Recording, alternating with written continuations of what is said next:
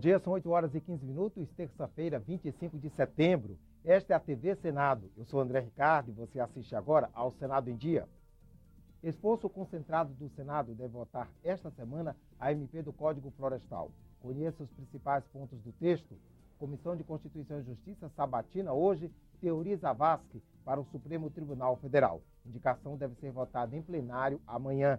E no último dia da Semana Nacional de Trânsito, veja a reportagem final da nossa série sobre o tema. Agora, no Senado em Dia.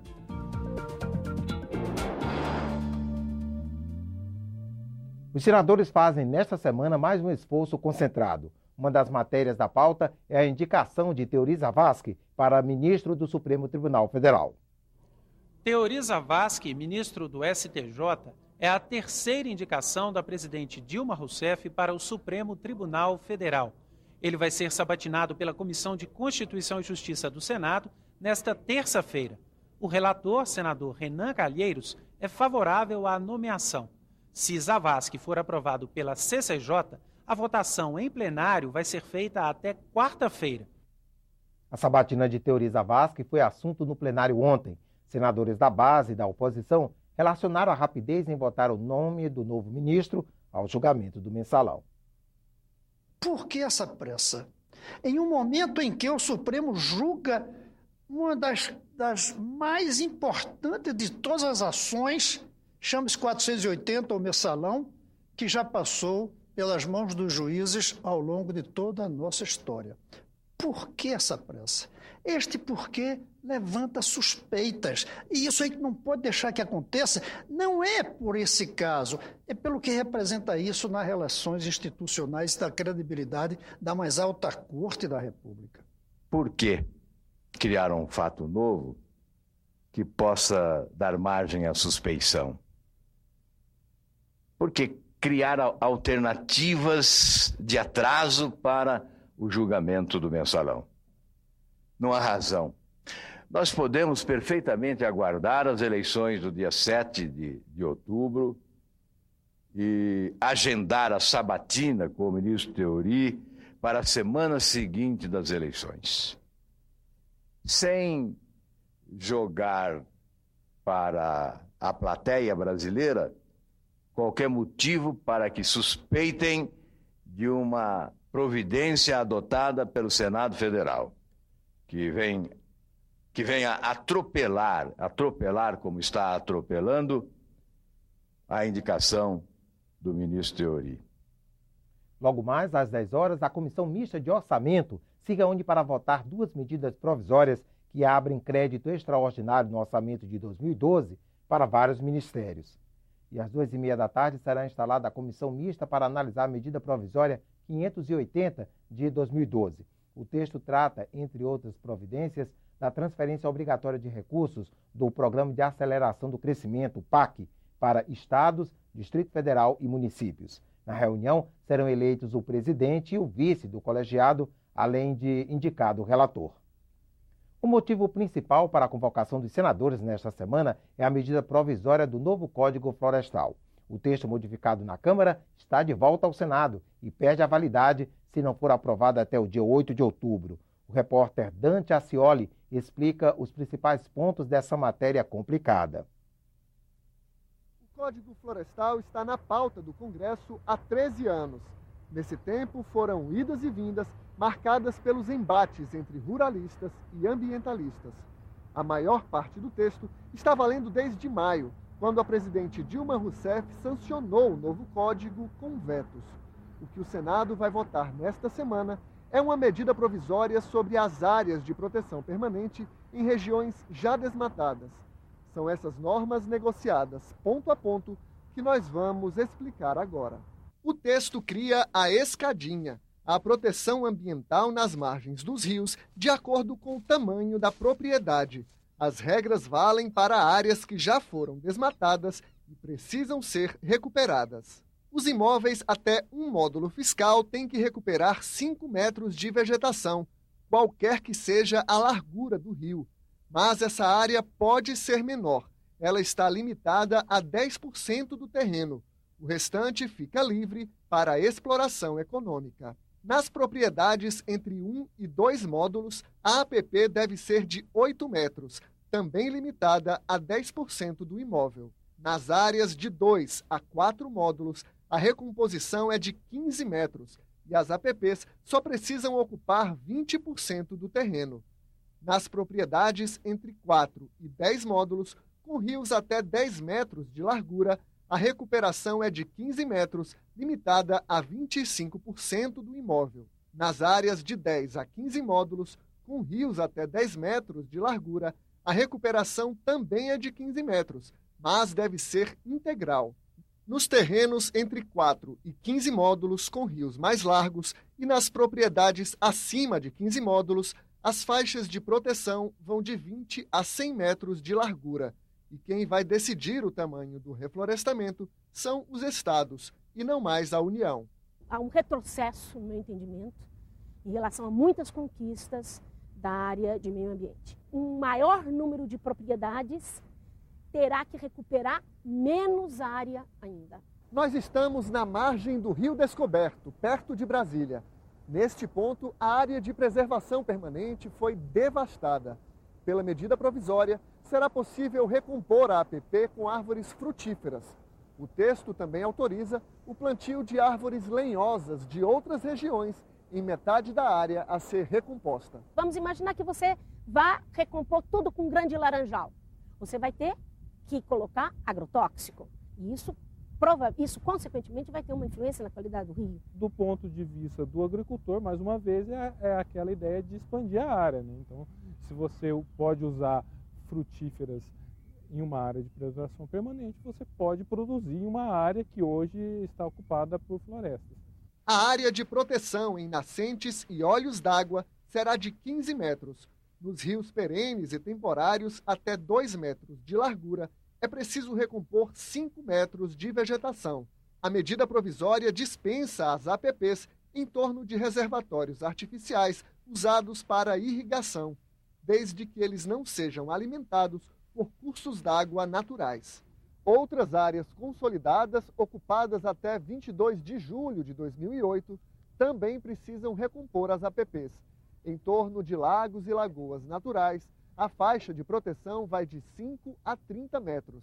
Nas veredas, que são regiões férteis perto dos rios, a área varia de 30 a 50 metros.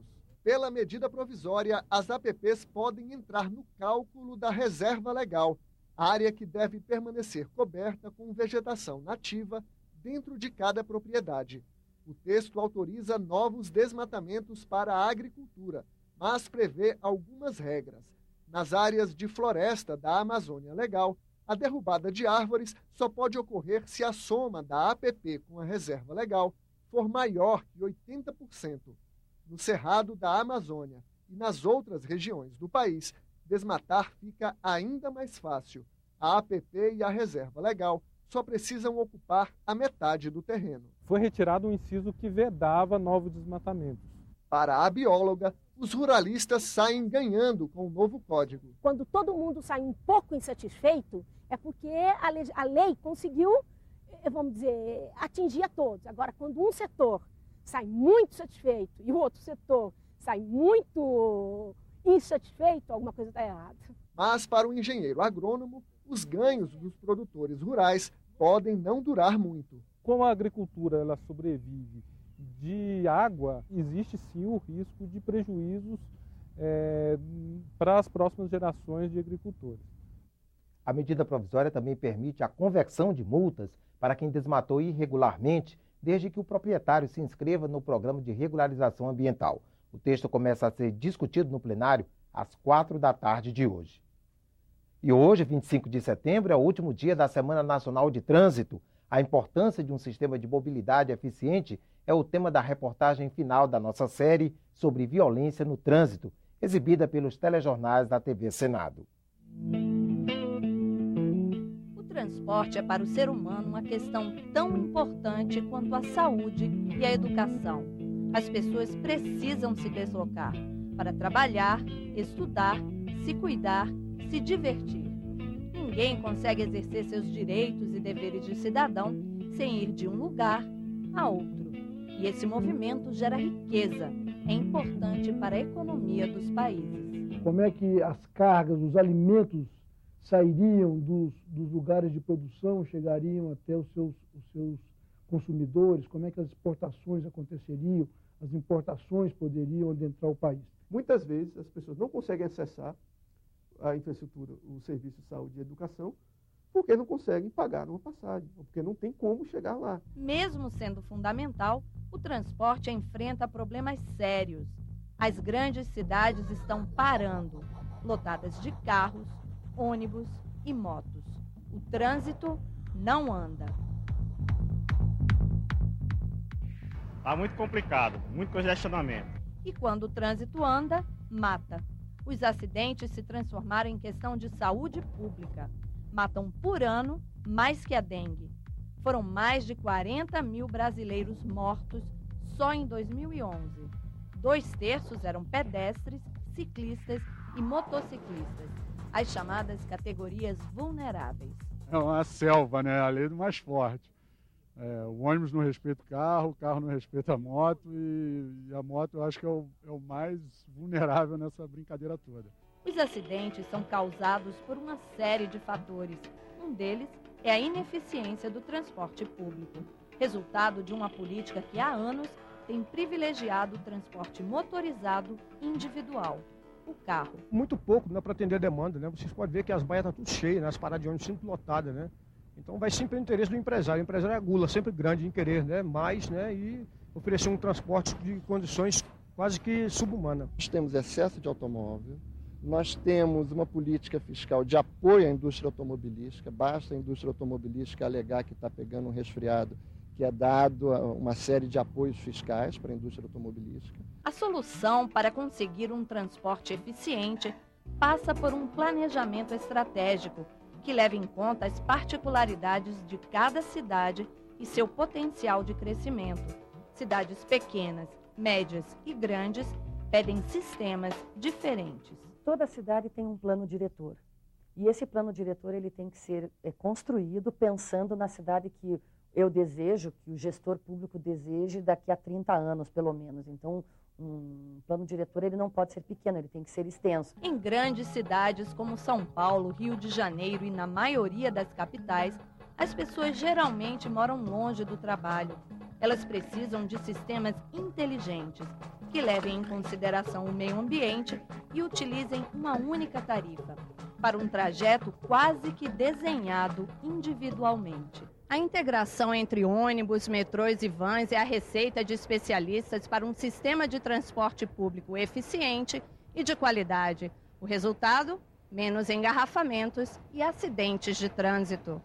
A solução é você investir em metrô, é você investir em VLT, em monotrilho, em ciclismo, em calçadas. São coisas que facilitam o transporte das pessoas, agilizam, têm um impacto muito mais baixo na vida, na circulação das pessoas e emite uma quantidade de resíduos poluentes muito menor. Tudo isso dentro de uma visão de transporte público como bem público. Então, não é lugar de lucro. Pela nova lei de mobilidade urbana, que entrou em vigor em abril deste ano, o planejamento das cidades deve dar prioridade ao transporte coletivo e, acima de tudo, a ciclistas e pedestres. Nossa meta é que essa pessoa opte por usar o sistema de transporte coletivo e deixe seu automóvel em casa nos seus deslocamentos diários. Então acho que cabe também não só ao poder público de investir em infraestrutura, mas também as pessoas de se darem conta de que precisam realmente achar alternativas ao automóvel.